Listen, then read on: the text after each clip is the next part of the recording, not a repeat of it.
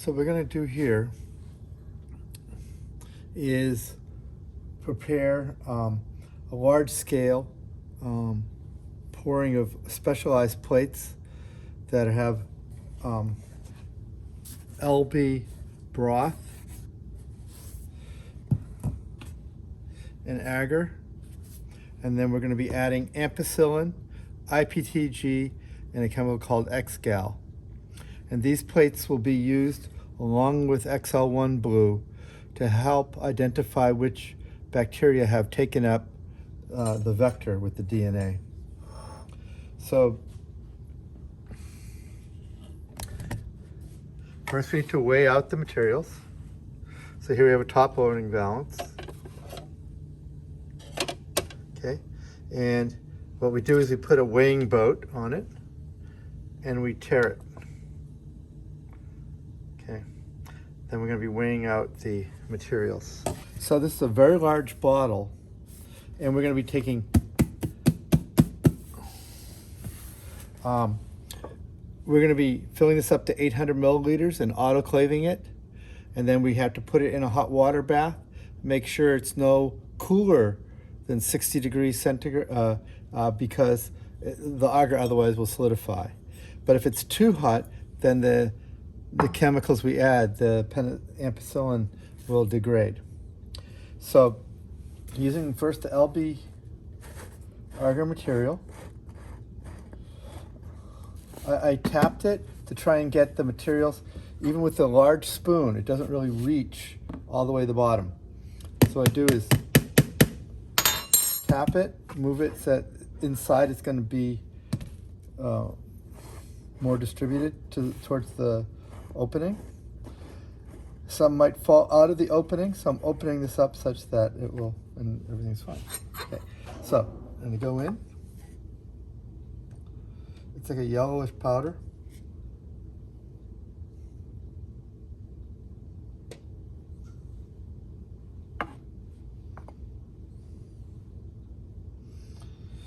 And afterwards, you're going to have to clean up. Okay, so it's 20 grams. So come over, take the boat.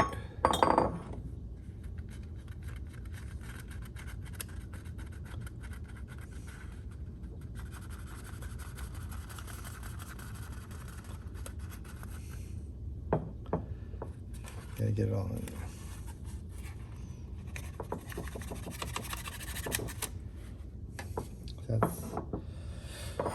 So first I'll do the agar, then I'll do the first I'll do the LB broth rather.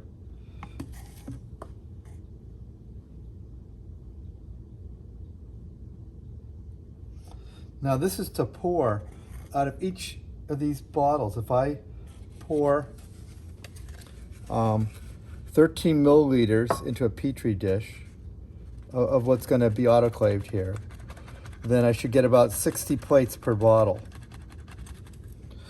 And so 4 bottles is equal to about 240 plates. This is not a small pour.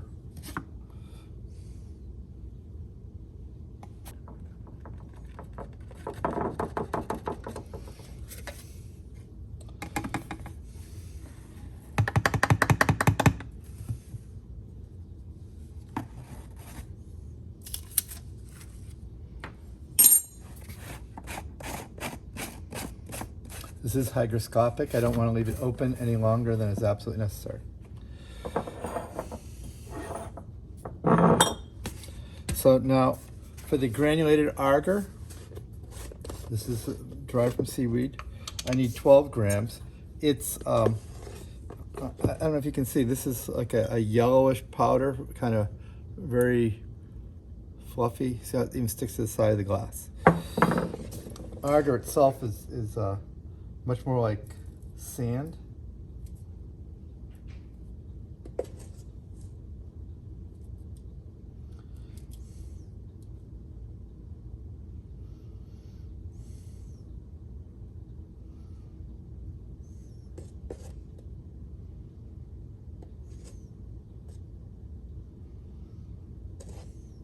So what's nice about a top loader is you can see how much you're adding.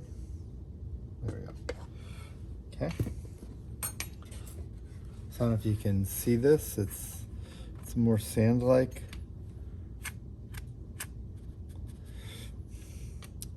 So the main thing is I got to keep track of which ones I've added both to. And actually you can kind of see it piling up down there.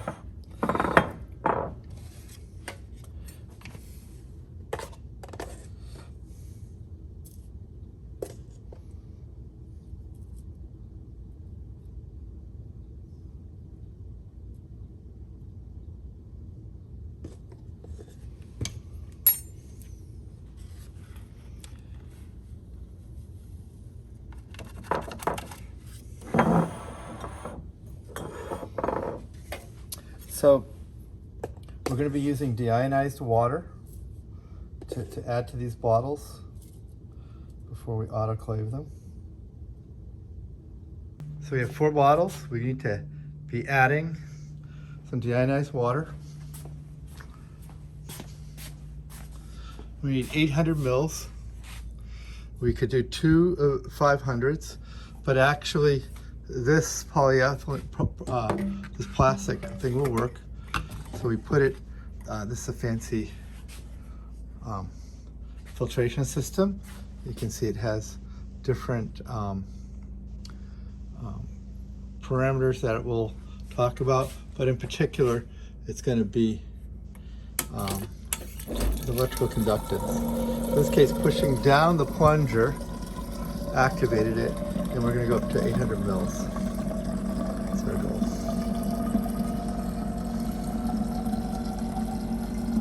And you can see the conductivity down here, that this has been deionized.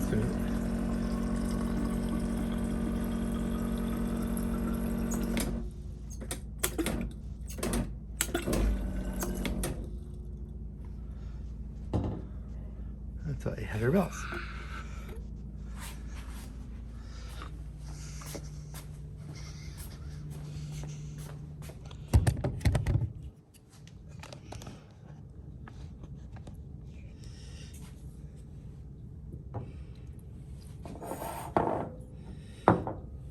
So actually, we better mix this a little bit beforehand.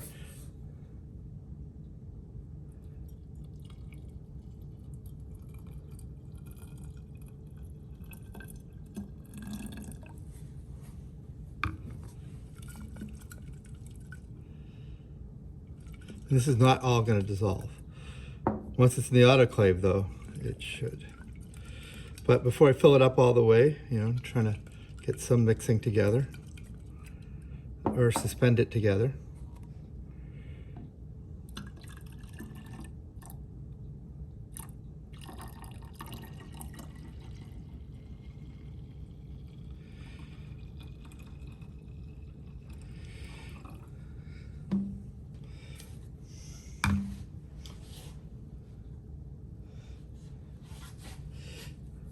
And so here we have it beforehand. I'm going to be adding a cap to it.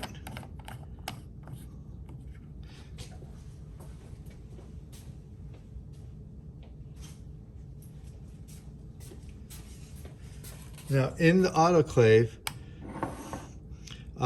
you can never have it tightened. Never heat a closed container. So when I put it in the autoclave, I'm going to be turning it just a little bit. And what we always do, for reasons which are unclear, but this is what you do, is you normally put aluminum foil over the cap. I'm tightening it for now, but I'll make sure when it goes in the autoclave. And now I'll do the same thing to these other 3 bottles. So here what we have are the 4 bottles with the 800, each with 800 milliliters of water, and the LB Miller broth and the Agar. I'm going to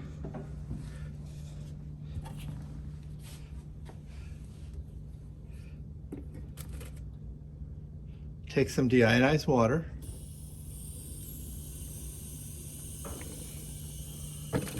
and I'm going to put it in the base of this autoclave can. So when you sterilize liquid media, you don't just put it, it's best to have water at the bottom of a pan. It helps at the end of the process. This has to cool down, and if you don't have the water, the bottles are more likely to boil over and to make a mess. So I'm adding a couple inches of water, or not a couple inches, just an inch or so. And I'm turning it off. Okay. And so you need the water in there. And now we're going to take off to the autoclave.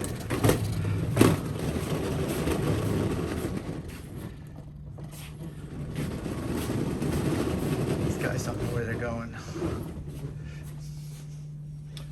But they're going for a ride. And they're going to get boiled.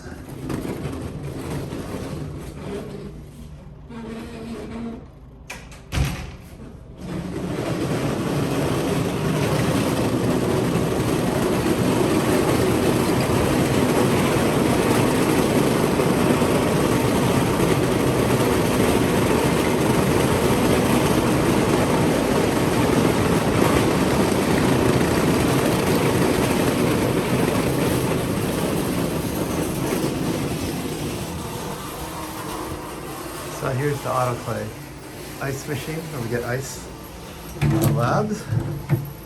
And here's the autoclave machine. So let's see. So no one's using it at the moment. What we see are 2 cycles and a door. So first we're going to open the door. And this is the inside of the autoclave. It's a big steel chamber. There's pressure gauges up here.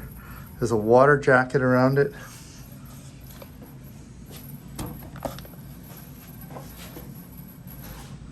Oh, so each of these bottles, I'm going to make sure are not sealed.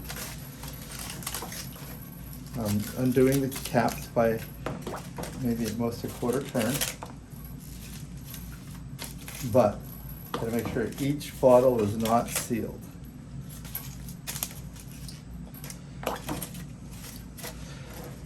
Put it in the autoclave.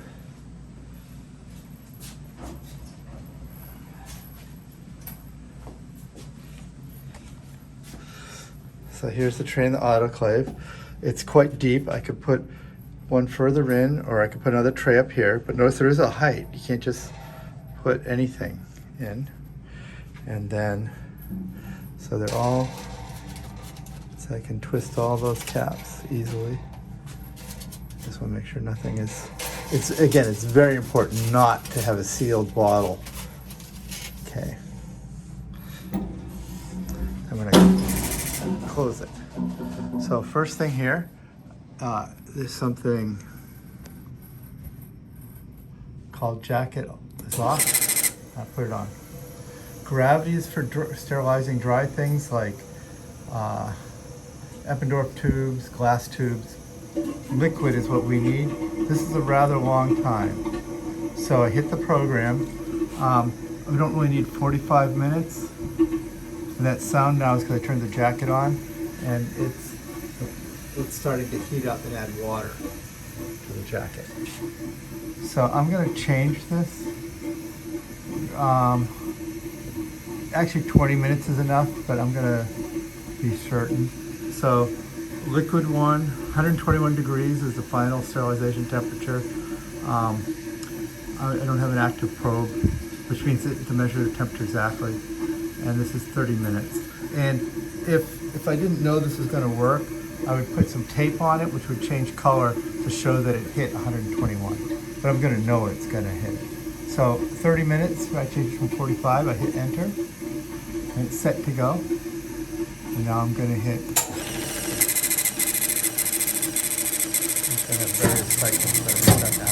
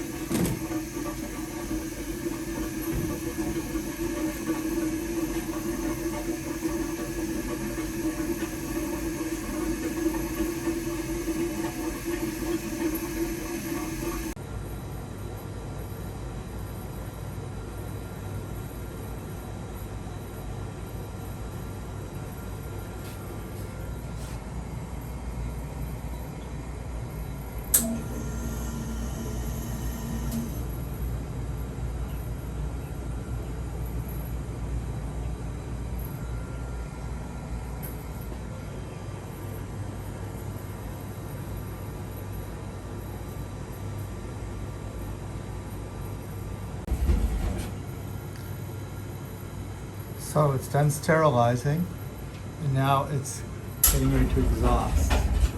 So jacket pressure, the chamber pressure has been dropping. The chamber pressure dropping.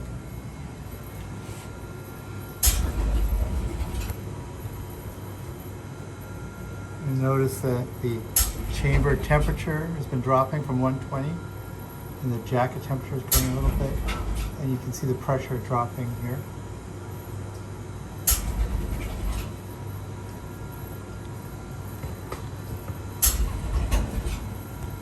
And you can of course hear it.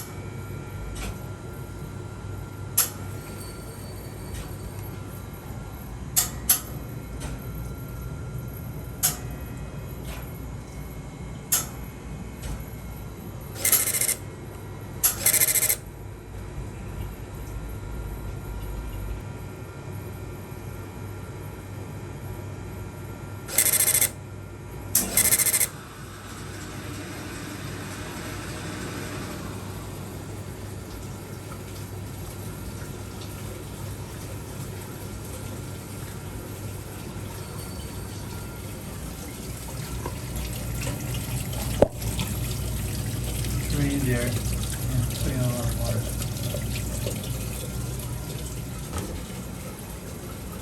Notice the pressure is back to 0. Jacket's cooling down.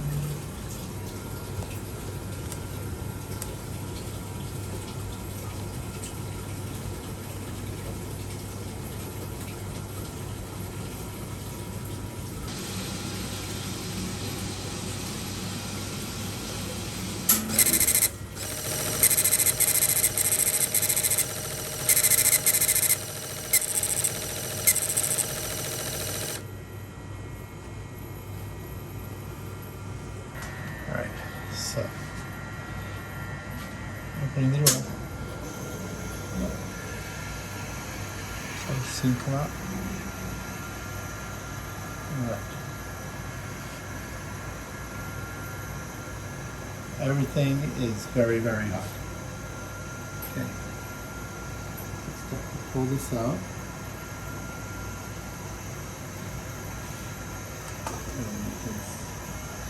See, it looks no different than before we put it in.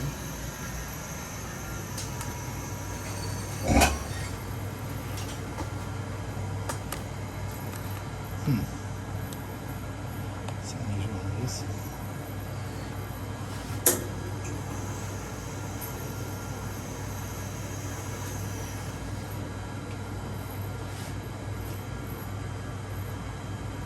This will be heavy, and you have to use gloves or something. This would burn your scald your hands.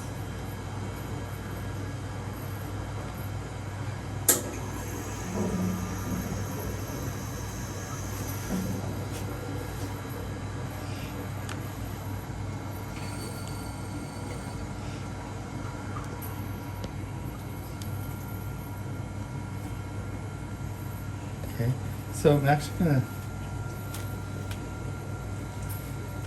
seal these up a little bit. Get this finger tight. As they cool, don't necessarily want so much air to get in.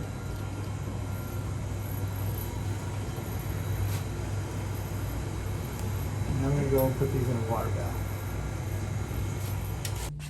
All right. So I'm going to put these in this water bath. I've used it for this before. So I know that if I set this dial to 8, that will be a minimum of 60 degrees without this cover, without the styrofoam cover.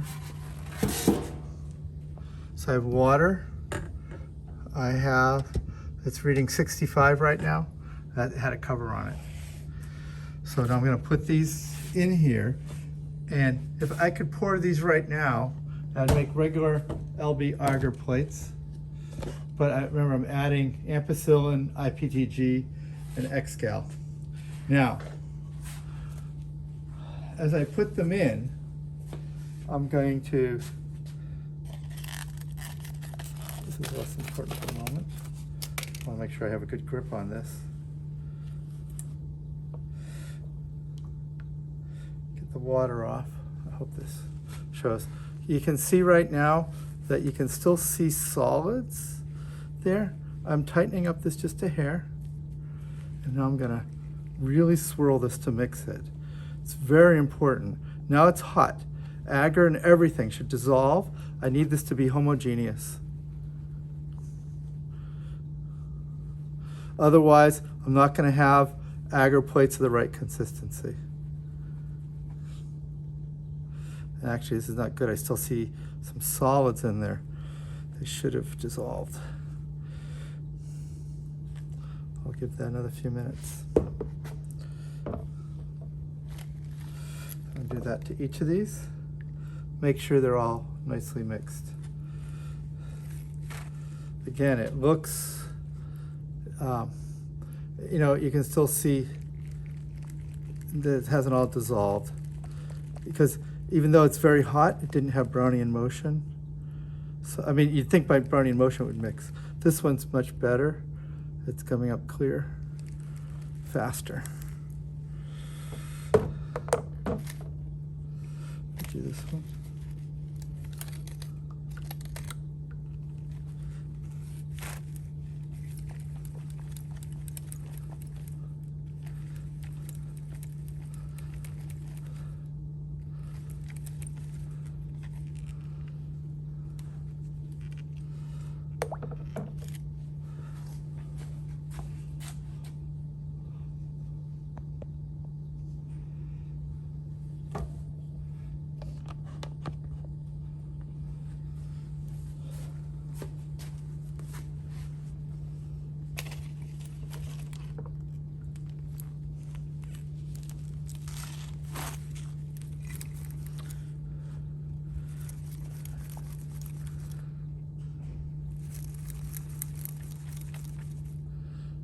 If you don't do this, you end up with plates that some have more agar than others, and it ends up not being a good thing at all, because they melt in the incubator, and they lose integrity, and therefore you can't really use them in the end. So you need, the agar is supposed to be at a certain percentage, you know, 15%, and that's what the percentage of agar is. Okay, this one actually now is pretty good. I mean, the bubbles will go away by the time we pour it. And in pouring, we can get rid of bubbles. The main thing is this is now pretty clear, and I don't see any solids dissolved in it.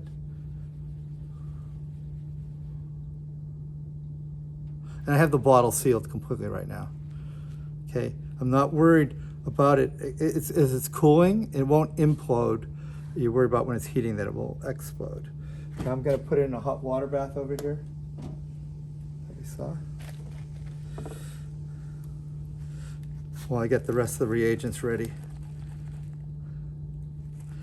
to add. And surprisingly, this will stay liquid. It won't solidify for a really long time, as long as you keep it in the water bath above 60 degrees and even 70. You can just leave it there. So if you need to, you know, go to lunch or the restroom, it's okay.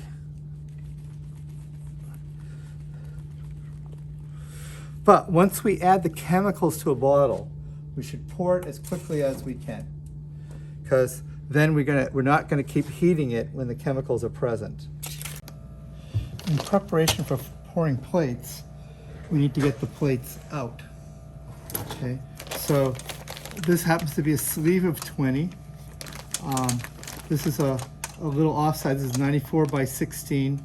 I normally like 100 by 15, but these are available. So we'll use up some of these. They'll just be fine. And what I do is when I look in the sleeve, we're gonna have to reseal this. And so in this case, this part, we're gonna cut across here. And it happens to be, you have the lid and the bottom. And we're gonna be wanting them to be standing this way. So this is great. So we're gonna cut off, you can see this. We're cutting off the end. But we need to save the bag, particularly for this set, because they're an unusual size.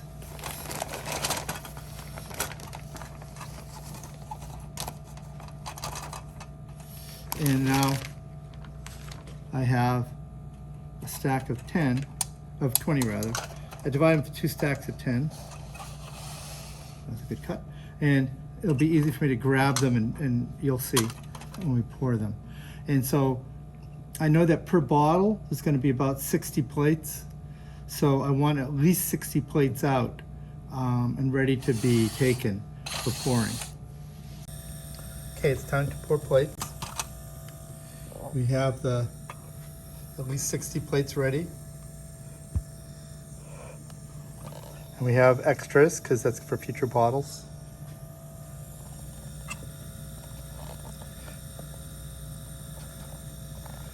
We have a flame there for a sterile field.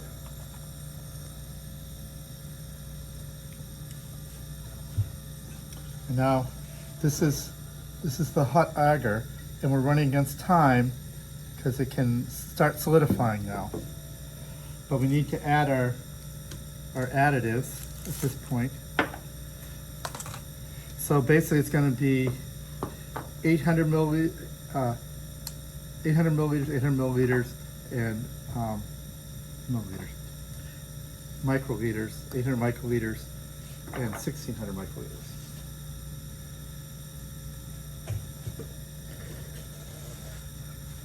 So I have 1 pipette.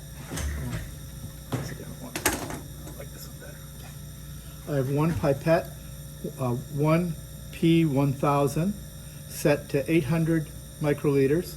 They use the blue tips.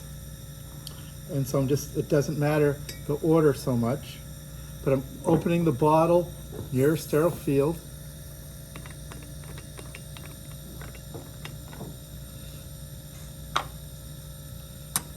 Okay. So I'll add, I guess, the Xgal first. Remember, this is in DMF, so I need 2 of these.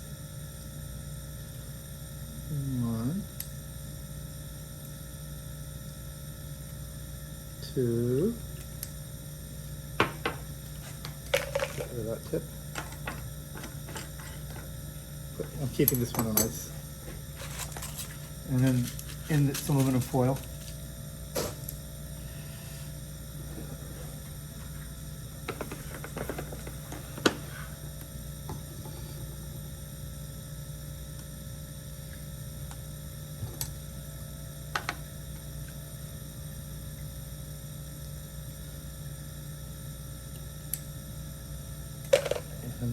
Microliters of IPTG.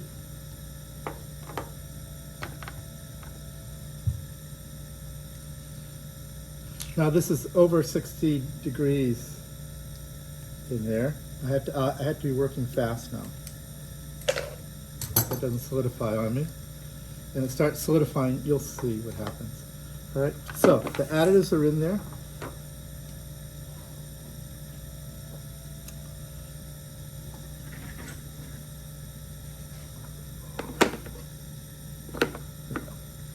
I just want to make sure it's mixed, so I'm going to close it and swirl it well, so that those things that I added are in there. And now it's a race against time. I'm going to put everything else on ice. Get things out of the way. And get moving. That's ice.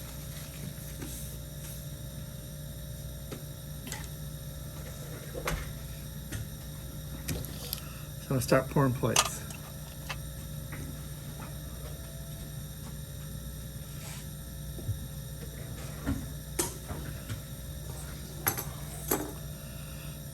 So cap comes off, try and do it near the flame.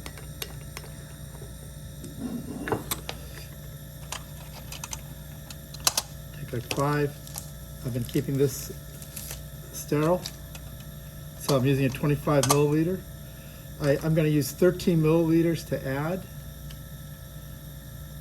So that's going to be taking it, oh, let me take it up to 13.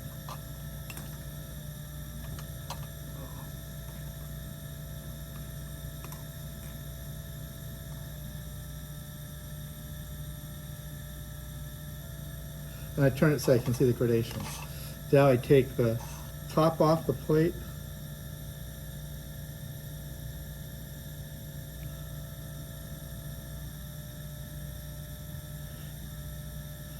I suck up any bubbles, and then I give the plate a swirl and I put it aside. And I'll keep doing this for 240 times to get through all the bottles.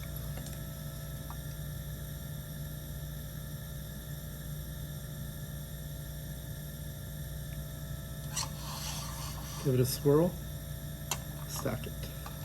And I'll stack them into stacks of 10 so I can easily keep track of where I'm at. That's how many of these are.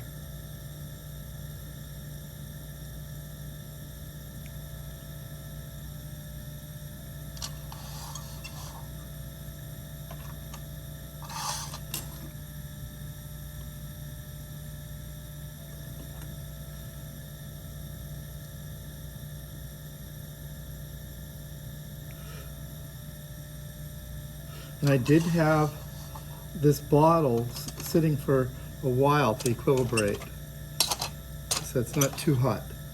I don't want it decomposing the ampicillin and the other chemicals.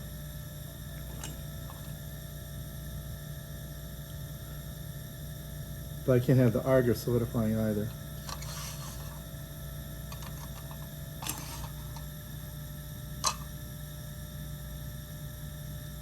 This is not bad to draw from the bottom of the bottle, simply because that's cooling the fastest, and it pulls the hotter liquid down.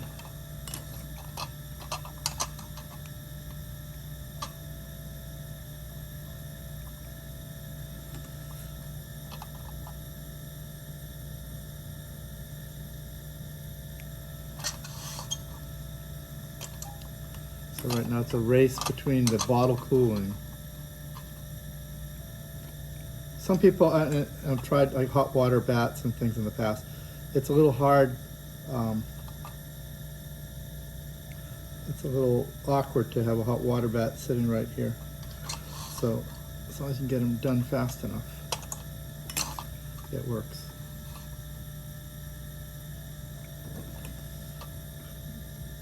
And actually, you can reheat agar. If it solidifies, you can heat it back up and pour it. But with the chemicals in it, I like not to do that.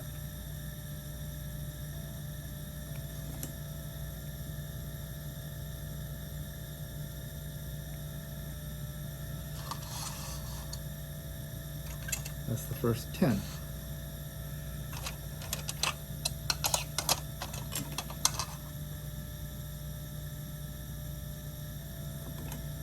That humming in the background is the sound of the pump for the pipetter. It's basically a fish pump.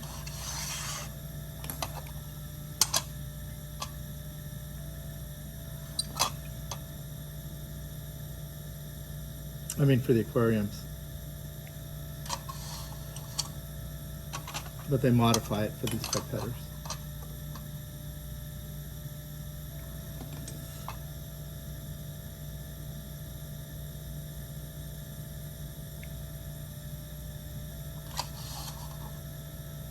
Don't want to have any bubbles. Try not. I give it a swirl to make sure it's evenly distributed on the bottom of the plate. And these will sit at least overnight, if not a little longer, to dehydrate. And then I flip them upside down. So after that, any condensation goes on the lid and not onto the agar surface. it will take they'll begin to solidify, even though I'm pouring these.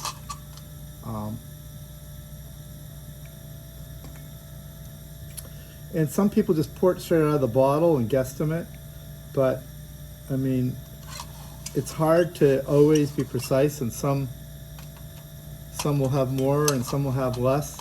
And if you need a certain number of plates to work with, the only way to be certain you're going to get the amount you need out of the bottle is to pipette. Some people would find this kind of, just say pour it, which is why oftentimes it is called pouring, not pipetting when you're making plates.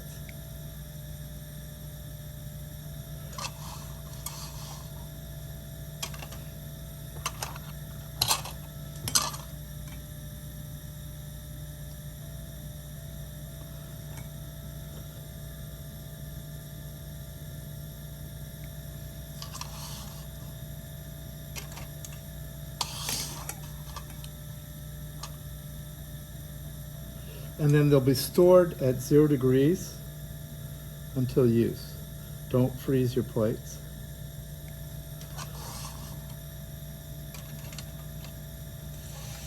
That's 20, a third done.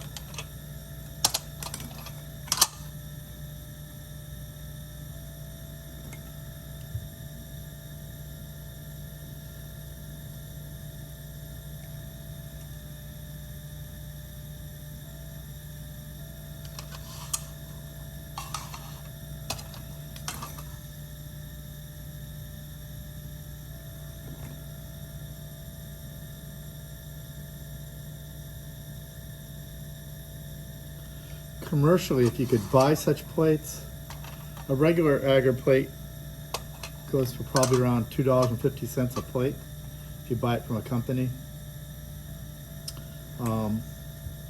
Specialty plates, $10, $25 a plate. So pouring 200 of these, over 200 of these, it's definitely worth the money to do it yourself. The chemicals are not inexpensive. Ampicillin is cheap, is inexpensive, but the IPTG is not. It's actually quite expensive. I can't remember exactly how much, but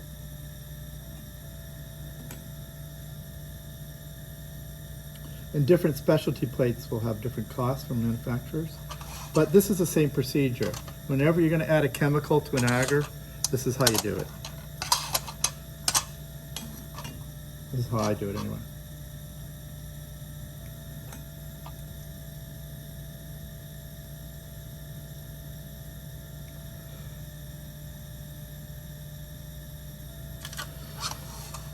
Making sure there are no bubbles on the surfaces.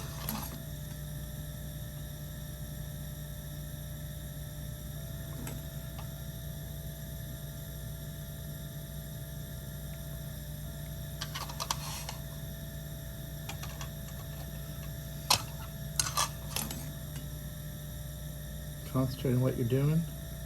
Try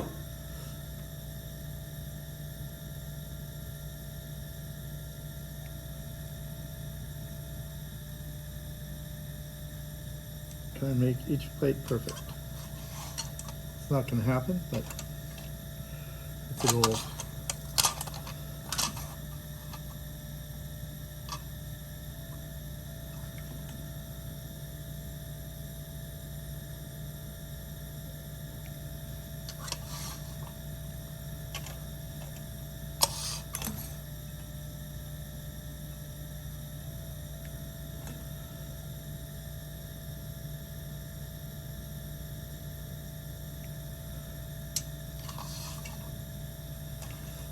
Halfway done. I'm going to give the bottle a swirl. Oh, and the bottle is still very hot, which is what we need. So the heat retained by the bottle helps keep it all liquid. So far, no problems. When problems set in, you start realizing it when all of a sudden the it starts to flow funny. This is still like water, which is how I like it. It's not viscous at this point, and hopefully it never is by the time I'm done.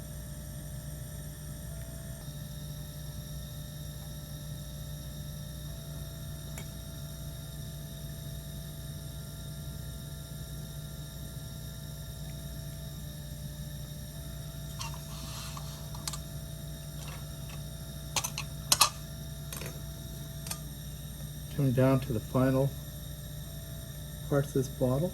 I'm doing okay.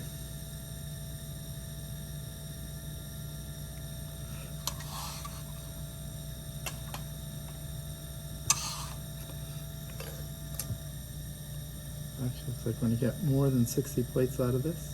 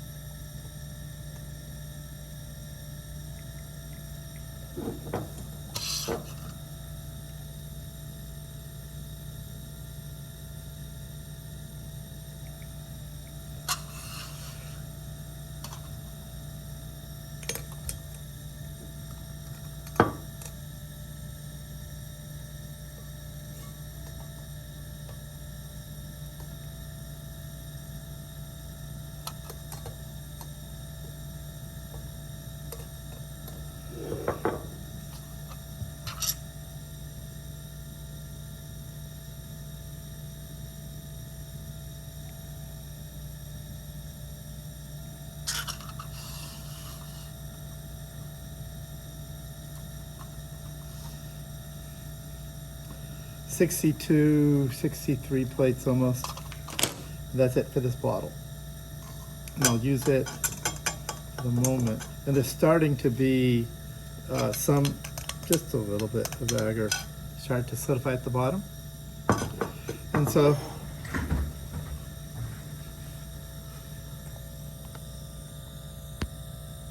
there we go. One bottle down, 3 to go.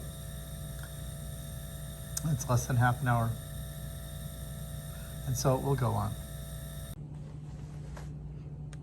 And this is what it looks like to pour over 240 plates. So that's where all that pouring ended up. Now as these sit overnight, you can see the condensation on the top of the plate. You can see they're all with the agar side down. Then after, say 12 hours or so, I could turn them upside down. If you let them dry, the longer you let them dry, the tougher the top is. And so it's less likely to be gouged. But on the other hand, too much air drying, then it gets too tough and the nutrients don't come out to nourish the bacteria. So once we have all these plates, and they've been allowed to dry for a day or two, okay? 12 hours, well, more than a day for these, okay? I'm going to bag them up. So these are the sleeves, the plastic sleeves that they originally came in. And these ones are a little smaller than the others. These are the 96 millimeter across plates rather than the 100. All right, so these bags say that they hold normally 20 plates for these. So these are groups of 10. So it should be that I take 2 of these stacks. And notice the cover part is up, the agar is down. So I stand them up like this. Then I take the sleeve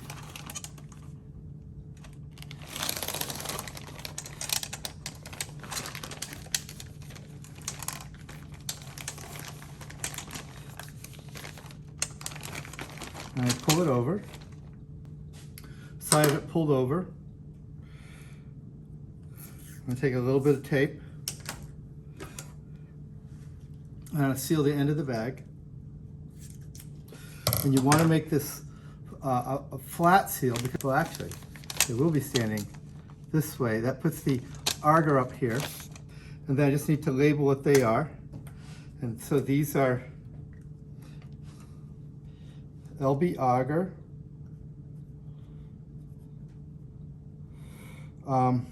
IPTG, amp, and Xgal. And then the date.